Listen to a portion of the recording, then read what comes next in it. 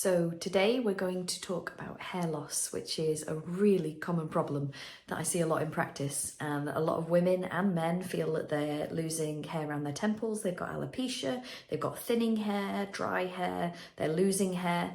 And this is where Chinese medicine can be really helpful. And one of my favorite tools is a Plum Blossom Hammer. It's one of these. They've got a thin bendy neck and 7 needles that are quite blunt in them. And the Plum Blossom Hammer is an absolutely fantastic tool that can be used. They only cost about £3 to £5. You can buy a lot of them online, and it can basically be used to sort of mimic acupuncture, to tap over the hairlines. You just gently tap over them.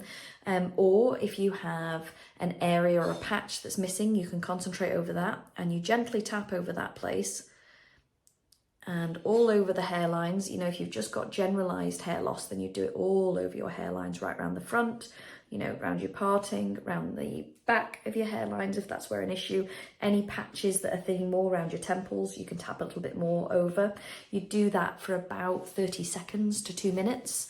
And you're not tapping hard enough to bruise you or to draw blood, just enough to be able to feel it really and stimulate the area.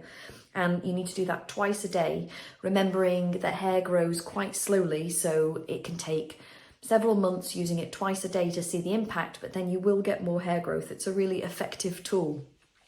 You also have to consider that nutrients might be at play. So if you have deficiency in things like zinc or iron, that can make quite a big difference to hair growth. So make sure that you've got adequate levels of those. Have a look at some foods that contain them. You know, vegans and vegetarians are often low in iron, so they need to think about either supplementing or red meat in their diet. And equally, you may have a hormonal issue going on or an inflammatory issue going on, and that might need some work with a practitioner.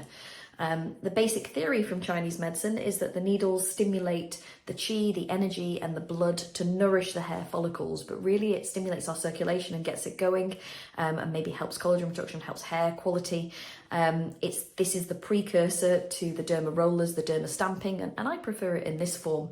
You can also get some great shampoos that can help, some natural herbal things, and equally some oil. Rosemary oil can be quite helpful to rub on your head as well. Rosemary's got some good research for showing it stimulates hair growth. And my last tip that is fantastic for hair is to look at red light therapy.